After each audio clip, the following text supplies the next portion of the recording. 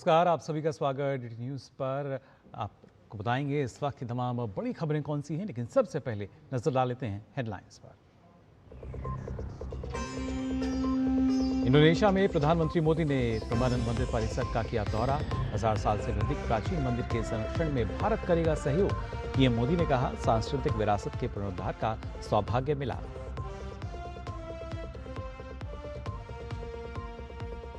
अपनी यात्रा के दूसरे चरण में आज ऑस्ट्रेलिया जाएंगे पीएम मोदी। दोनों देशों के बीच व्यापक रणनीतिक भागीदारी होगी और मजबूत।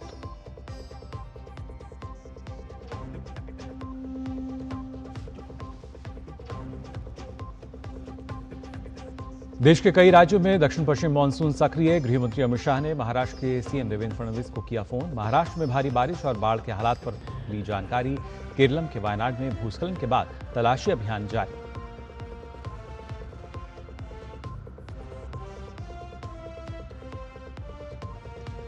पश्चिम एशिया में फिर बढ़ा तनाव। अमेरिका के हमलों के बाद ईरान ने बहरीन और कुवैत में ठिकानों को बनाया निशाना। ईरान अमेरिका के हमलों से युद्ध विराम के टूटने का खतरा। और फीफा विश्व कप का रोमांच बरकरार। अर्जेंटीना 13 मिनट में 3 गोल दागकर क्वार्टर फाइनल में मिस को 3-2 से हराया। पेनल्टी शूटआउट में कोलंबिया को हराकर पहली बार क्वार्टर फाइनल में पहुंचा स्विट्जरलैंड।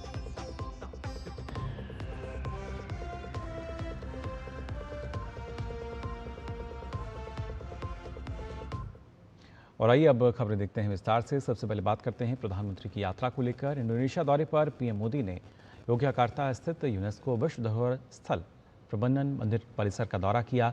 लगभग 1000 साल पुराना ये पूरा परिसर मुख्य रूप से भगवान शिव, भगवान ब्रह्मा और भगवान विष्णु को समर्पित है। परिसर के केंद्र में स्थित मुख्य शिव मंदिर सबसे ऊंचा है, जिसकी ऊंचाई करीब 47 मीटर है। इसके गर्भगृह में भगवान शिव की विशाल मूर्ति स्थापित है। मंदिर के पत्थरों की दीवारों पर रामायण और कृष्ण लीला की कहानियों को बेहद खूबसूरती और बारीकी से उकेरा गया है। प्रधानमंत्री की इस यात्रा के दौरान राष्ट्रपति प्रबोवो सुबियांतो भी मौजूद रहे। पीएम मोदी के नेतृत्व में केंद्र सरकार ने योग्यकार्ता स्थित यूनेस्को विश्व धरोहर स्थल प्रमानन मंदिर परिसर के संरक्षण और जीर्णोद्धार में इंडोनेशिया की मदद करने का फैसला किया है। इसका उद्घाटन प्रधानमंत्री नरेंद्र मोदी और इंडोनेशिया के राष्ट्रपति सुबियांतो ने संयुक्त रूप से किया।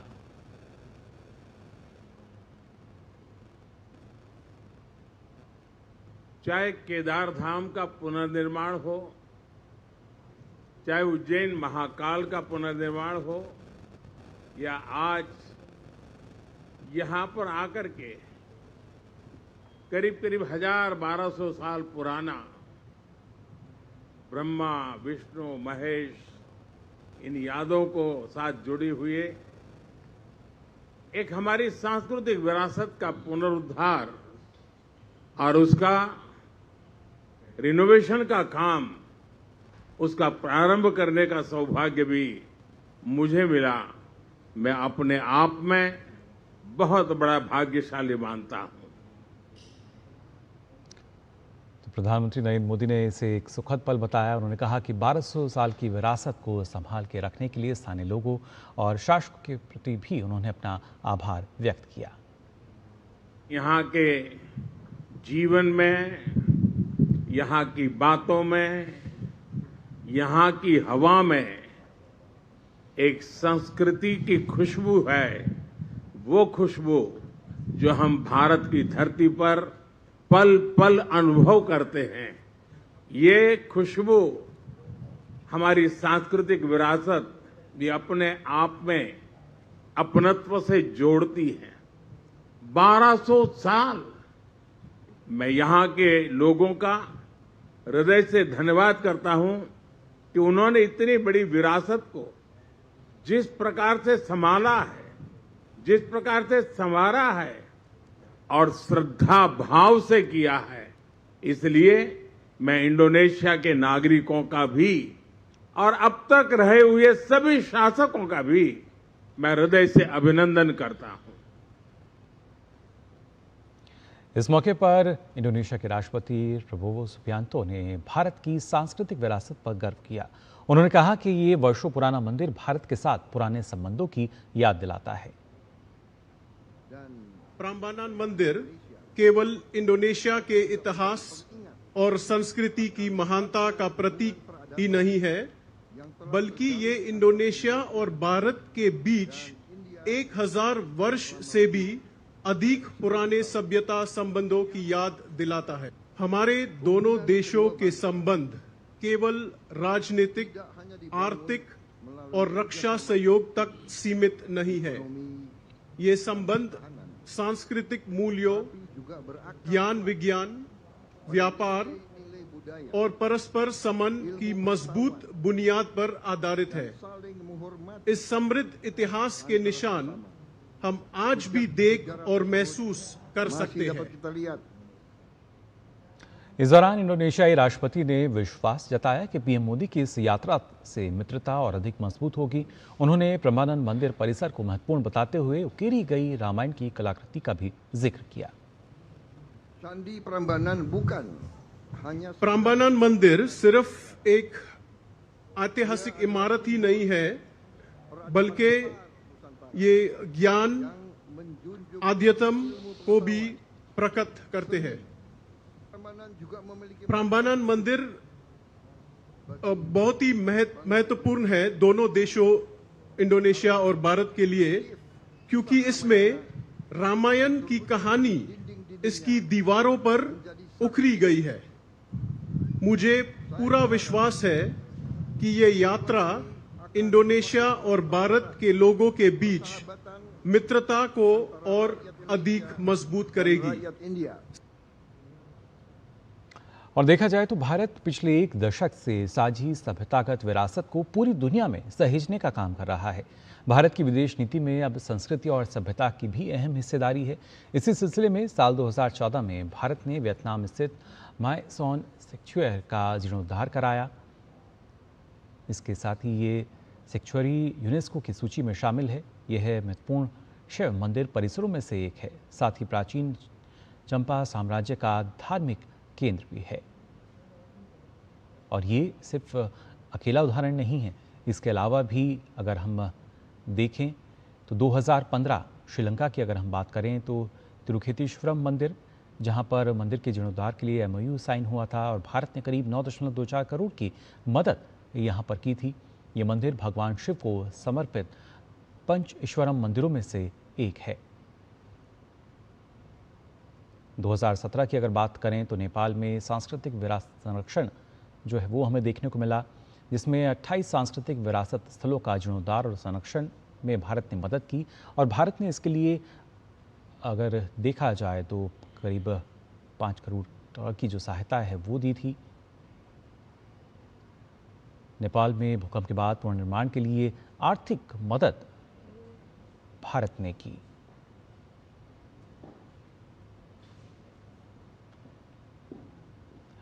साथ ही साथ म्यांमार की अगर हम बात करें 2017 बागान हेरिटेज जोन जो है भूकंप से क्षतिग्रस्त हेरिटेज जोन के जीर्णोद्धार के लिए सहायता भारत ने की। SI के माध्यम से 12 ऐतिहासिक पेगोडा का जीर्णोद्धार जो है वो हमें देखने को मिला। और भारत ने ऐतिहासिक आनंद मंदिर का भी इस दौरान जीर्णोद्धार कराया। भूकंप से क्षतिग्रस्त स्मारकों का जीर्णोद्धार हुआ था। श्रीनाथ मंदिर जो कि बहरीन में है, 2019 में हमने देखा था कैसे 200 साल पुराने मंदिर के पुनर्विकास के लिए प्रोजेक्ट का उद्घाटन हुआ और करीब 42 लाख डॉलर की जो परियोजना लागत है वो इसकी 200 साल पुराने मंदिर के पुनर्विकास प्रोजेक्ट का उद्घाटन हमने देखा था। साथ ही बांग्लादेश की अगर बात करें तो 2020 जॉय काली माता मंदिर, जहां बांग्लादेश में हिंदू आस्था का एक प्रमुख केंद्र इसको माना जाता है, लगभग 300 साल पुराना ये मंदिर है। और यहाँ भी बांग्लादेश के प्रमुख हिंदू तीर्थस्थल की पुनर्स्थापना के लिए भारत ने हमने देखा था किस तरीके से अपना सहयोग दिया और भारत की सहायता से मंदिर का जो पुनर्निर्माण है वो यहाँ होता हुआ नजर आया।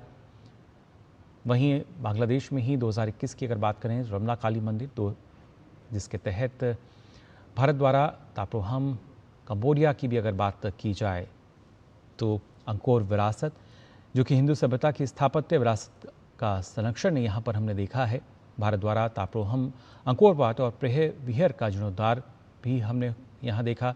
2024 की अगर बात की जाए तो लाओस का वाटफू मंदिर लगभग 1000 साल पुराना ये शिव मंदिर है। यहाँ भी इसके जीर्णोद्धार के लिए किस तरीके से भारत ने अपना सहयोग दिया। दक्षिण पूर्व एशिया में सनातन सभ्यता का ये एक प्राचीन प्रतीक के रूप में इसको देखा जाता है। यूनेस्को सूचीबद्ध शिव मंदिर का भारत ने जीर्णोद्धार कराया। तो 2014 से 2024 तक अगर देखा जाए, लाओस की बात करें, नेपाल, बांग्लादेश, श्रीलंका, म्यांमार, वियतनाम, तमाम ऐसे उदाहरण हमारे सामने हैं जहां पर भारत सांस्कृतिक विरासत को सहेजने का जो काम है वो करता हुआ नज़र आता है। और ख़ासतौर से ये सफ़र लगातार जारी है, क्योंकि हमने इंडोनेशिया में भी देखा किस तरीके से प्रधानमंत्री ने अपने बताया कि कैसे हमारा सहयोग है और इस जीर्णोद्धार कार्य की जो शुरुआत है वो यहाँ पर की गई है। प्रधानमंत्री नरेंद्र मोदी के नेतृत्व में दक्षिण पूर्व एशिया में बसे 10 आसियान देशों के साथ भारत के संबंधों में नई ऊर्जा आई है। इसी कड़ी में प्रधानमंत्री की इंडोनेशिया की 3 दिवसीय यात्रा से भी दोनों देशों के रिश्तों में सहयोग के नए रास्ते खुले हैं। आखिर क्यों है भारत और आसियान देशों के संबंध इतने खास, आइए जानते हैं इस रिपोर्ट के जरिए। बीते करीब एक दशक में भारत ने नेबरहुड फर्स्ट और एक्ट ईस्ट जैसी नीतियों के जरिए अपने पड़ोसी देशों के साथ रिश्तों को नई ऊंचाइयों पर पहुंचाया है। साथ ही प्रधानमंत्री नरेंद्र मोदी के नेतृत्व में भारत के करीबी पड़ोसी राष्ट्रों के अलावा आसियान सेंट्रलिटी जैसी पहल से दक्षिण पूर्व एशिया में बसे 10 आसियान देशों के साथ भी भारत का सहयोग लगातार मजबूत हुआ है। इसी कड़ी में प्रधानमंत्री मोदी की इंडोनेशिया की 3 दिवसीय यात्रा भी बेहद अहम साबित हो रही है। प्रधानमंत्री के इस दौरे से दोनों देशों के संबंधों को नई मजबूती मिली है। दरअसल विभिन्न द्विपक्षीय और वैश्विक मंचों पर आसियान देशों के साथ भारत लगातार समन्वय बनाए रखता है। इस दौरान भारत ने आसियान देशों के साथ रक्षा और सुरक्षा, तकनीक, व्यापार, निवेश जैसे विभिन्न क्षेत्रों में सहयोग को मजबूत किया है। आसियान समूह में ब्रुनेई, कंबोडिया, इंडोनेशिया, लाओ, Malaysia, Myanmar, Philippines, Singapore, Thailand और वियतनाम शामिल हैं। भारत ने 1992 में आसियान के साथ सेक्टोरल डायलॉग पार्टनर के रूप में जुड़ना शुरू किया था, जिसे वर्ष 2002 में शिखर सम्मेलन के स्तर पर अपग्रेड किया गया। भारत आसियान संबंधों के 30 साल पूरे होने के मौके पर 2022 को आसियान भारत फ्रेंडशिप ईयर के रूप में मनाया गया। साथ ही इस दौरान भारत आसियान संबंधों को व्यापक रणनीतिक साझेदारी के स्तर पर अपग्रेड किया गया। साथ ही इस दौरान भारत और आसियान देशों के बीच आर्थिक संबंधों में भी बड़ा बदलाव आया है। जहां वित्त वर्ष 2013-14 में द्विपक्षीय व्यापार 74 अरब डॉलर था, तो वहीं 2024-25 में ये बढ़कर 123 अरब डॉलर को पार कर चुका है। इससे इतर प्रधानमंत्री मोदी के प्रयासों से आसियान देशों के साथ भारत के द्विपक्षीय संबंधों में भी लगातार मजबूती आई है। पीएम मोदी की हालिया इंडोनेशिया यात्रा के दौरान अनेक अहम क्षेत्रों में सहयोग पर सहमति बनी है। इस दौरान सप्लाई चेन, डिजिटल तकनीक, कृषि, संस्कृति, शिक्षा और समुद्री सुरक्षा के क्षेत्र में सहयोग के अलावा रक्षा क्षेत्र में भारत के स्वदेशी विनिर्माण की गुणवत्ता पर भी मुहर लगी है। इंडोनेशिया ने भारत के साथ ब्रह्मोस और एयर टू एयर मिसाइलों के क्षेत्र में सहयोग पर भी समझौते किए हैं। वहीं इससे पहले 2018 में पीएम मोदी की जकार्ता यात्रा के दौरान भारत इंडोनेशिया संबंधों को व्यापक रणनीतिक साझेदारी का दर्जा दिया गया था, जिसके तहत दोनों देशों के बीच रक्षा, समुद्री सुरक्षा, व्यापार, कनेक्टिविटी और इंडो पैसिफिक में सहयोग पर विशेष जोर दिया गया। वहीं जनवरी 2025 में इंडोनेशिया के राष्ट्रपति प्रबोवो सुबियांतो को गणतंत्र दिवस समारोह में मुख्य अतिथि के रूप में आमंत्रित किया गया, जो दोनों देशों के बीच साझा प्रतिबद्धता का सटीक प्रतीक है। प्रधानमंत्री नरेंद्र मोदी के नेतृत्व में I act east, ASEAN centrality और महासागर जैसी पहलों ने हिंद महासागर क्षेत्र में न केवल नए अवसरों के लिए राह खोली है, बल्कि इंडो पैसिफिक में सुरक्षित और स्वतंत्र नौवहन को सुनिश्चित करने की प्रतिबद्धता को भी आगे बढ़ाया है। Bureau report, DD news. और आपको बता दें, भारत और ऑस्ट्रेलिया के रिश्तों में एक और अहम अध्याय जुड़ने जा रहा है। दरअसल प्रधानमंत्री नरेंद्र मोदी आज से 10 जुलाई तक ऑस्ट्रेलिया के दौरे पर रहेंगे। प्रधानमंत्री मोदी का ऑस्ट्रेलिया का ये तीसरा दौरा होगा, जहां भारत ऑस्ट्रेलिया साझेदारी को नई दिशा देने, रक्षा सहयोग मजबूत करने और हिंद प्रशांत क्षेत्र में साझा हितों पर चर्चा होगी। देखिए मेलबर्न से हमारे संवाददाता अरुण शर्मा की एक खास रिपोर्ट। दूरदर्शन न्यूज की टीम इस वक्त मेलबर्न के अंदर है। प्रधानमंत्री नरेंद्र मोदी ऑस्ट्रेलिया के दौरे पर होंगे 8 जुलाई से लेकर के 10 जुलाई के बीच में। प्रधानमंत्री नरेंद्र मोदी का ऑस्ट्रेलिया का ये तीसरा दौरा होगा और मेलबर्न के अंदर वो 12 साल के बाद दूसरी बार आ रहे हैं। प्रधानमंत्री नरेंद्र मोदी ऑस्ट्रेलिया के अंदर तीसरी इंडिया ऑस्ट्रेलिया एनुअल समिट में शिरकत करेंगे, जहां पर मुख्य फोकस इस बात पर होगा कि कैसे रक्षा सहयोग को बढ़ावा दिया जा सके और साथ ही साथ 3 ईज पर फोकस होगा, एजुकेशन, इकोनॉमी और एनर्जी को लेकर के। There will be some outcomes on the defense and security side. We will be looking at further strengthening our trade and investment partnership. You know, since the signing of the ACTA, the trade agreement in 2022, bilateral trade has gone up beyond $50 billion. But the scope is much more. Bharat में make in India को बढ़ावा देने की दिशा के अंदर प्रधानमंत्री Narendra Modi Australia के अंदर इंडिया ऑस्ट्रेलिया सीईओ फोरम में शिरकत करेंगे, जहां मकसद होगा कि कैसे भारत के अंदर ज्यादा से ज्यादा निवेश को आकर्षित किया जा सके। प्रधानमंत्री नरेंद्र मोदी के ऑस्ट्रेलिया दौरे के बाद में जाहिर तौर पर जो सीका नेगोशिएशंस है उसको भी गति मिलती हुई दिखाई देगी। मेलबर्न क्रिकेट ग्राउंड ने कई सारे रिकॉर्ड बनते हुए देखे हैं।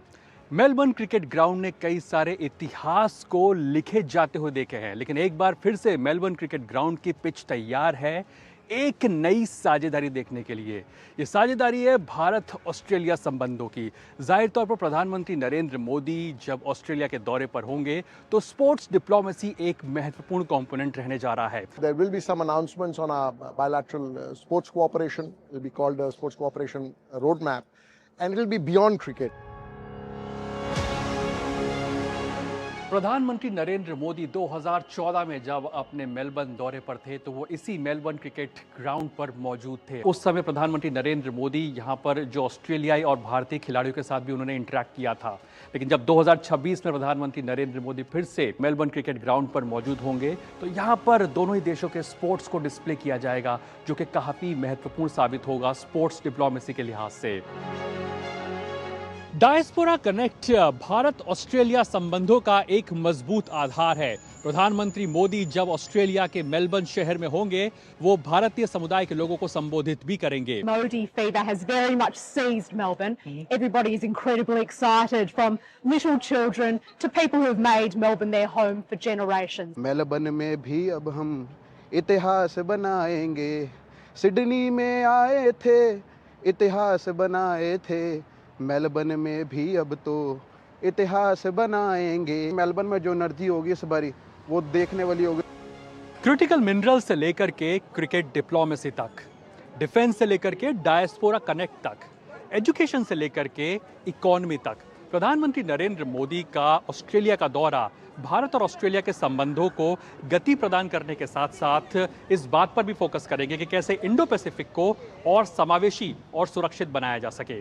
कैमरा पर्सन मोहित के साथ अरुण शर्मा, दूरदर्शन न्यूज, मेलबर्न। तो प्रधानमंत्री की ऑस्ट्रेलिया की यात्रा किन मायनों में खास रह सकती है, इसके बारे में जानकारी दी हमारे संवाददाता अरुण शर्मा ने। फिलहाल बुलेटिन में हमें रुकने एक छोटे से ब्रेक के लिए जल्द लौटते हैं।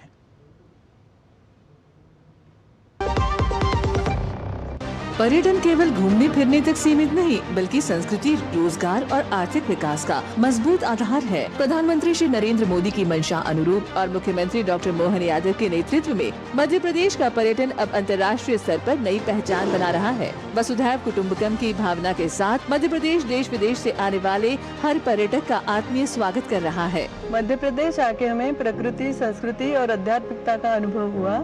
यहाँ की साफ सफाई, व्यवस्थाएं और लोगों का अपनापन हमारी यात्रा को यादगार बना गया। मध्य प्रदेश सरकार का बहुत बहुत धन्यवाद। ग्रामीण पर्यटन, वेलनेस और इको टूरिज्म जैसे नए क्षेत्रों पर विशेष फोकस के साथ मध्य प्रदेश सतत विकास और बेहतर पर्यटन अनुभव की दिशा में तेजी से आगे बढ़ रहा है। धार्मिक पर्यटन की दृष्टि से और अन्य पर्यटकों की दृष्टि से अगर कोई पर्यटक आए किसी राज्य में, हाँ हमें गर्व है मध्य प्रदेश वो स्थान है जहाँ सर्वाधिक रूप से टूरिज्म का सेक्टर सबसे अच्छी गति से बढ़ा। मेरी पसंद, मेरी पसंद,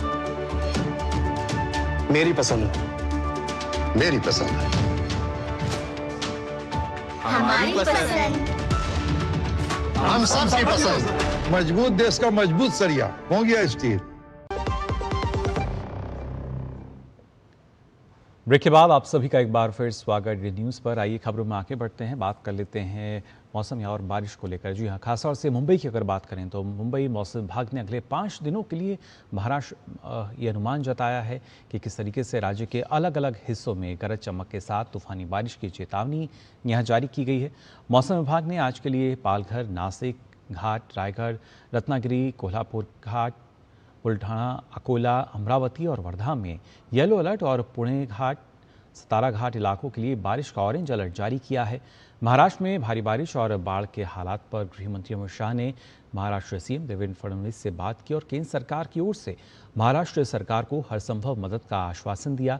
वहीं मौसम विभाग ने लोगों से स्थानीय प्रशासन और मौसम विभाग के निर्देशों का पालन करने और जरूरी सावधानी बरतने की अपील की है। साथ ही संवेदनशील इलाकों में एनडीआरएफ और एसडीआरएफ की टीमें हाई अलर्ट पर हैं।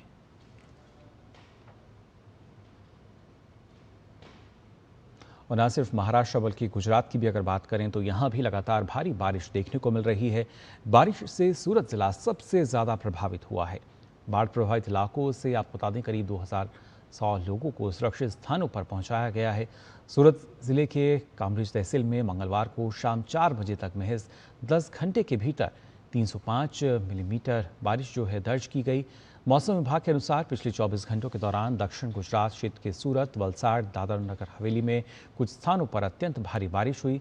नवसारी जिले के नवसारी तहसील में 195 mm बारिश दर्ज हुई, जबकि जलालपुर में 177 मिलीमीटर बारिश दर्ज की गई।